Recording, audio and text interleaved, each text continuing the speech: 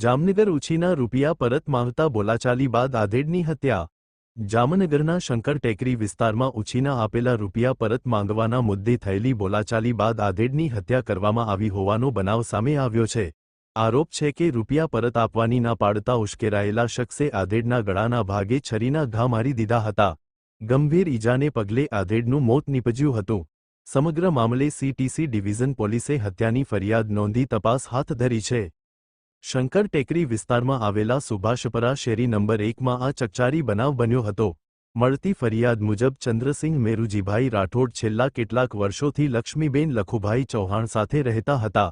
23ના રોજ સાંજે ચંદ્રસિંહના મિત્ર હુસેન ઇસ્માઇલ સંધી ઉછીના આપેલા રૂપિયા પરત માંગવા માટે તેમના ઘરે આવ્યો હોવાનું ફરિયાદમાં જણાવાયું છે.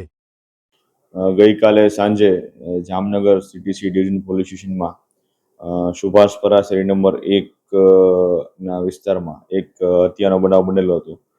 જેની પ્રાથમિક વિગત મુજબ જે આ કામના મરણ જનાર છે, જેનું નામ છે ચંદ્રસિંહ મેરુજી રાઠોડ, એ જેની ઉંમર આશરે 55 થી 60 વર્ષ છે, એ ત્યાં રહેતા હતા.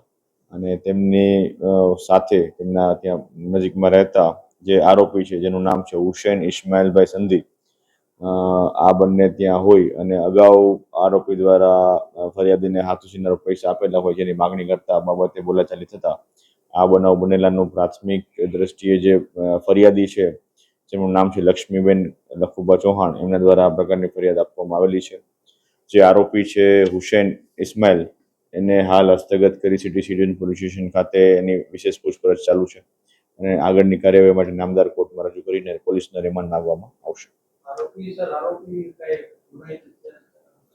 હાલ એ બાબતની તપાસ ચાલુ છે કે જે આરોપી હુસૈન ઇસ્માઇલ છે, તેના વિરુદ્ધ અગાઉ કોઈ ગુના છે કે કેમ, અને આ બનાવનું સાચું કારણ જે ફરિયાદીએ જણાવ્યું એ તેમજ એના ઉપરાંત કોઈ બીજું કોઈ કારણ છે કે કેમ, તે બાબતની પણ તપાસ કરવામાં આવશે. તીક્ષ્ણ હથિયાર ગળાના ભાગે મારી અને હત્યા નિપજાવવામાં આવેલી છે. તો તે બાબતે હત્યામાં ઉપયોગ થયેલો હથિયારનો પણ કબજે કરીને આગળની કાર્યવાહી કરવામાં આવશે.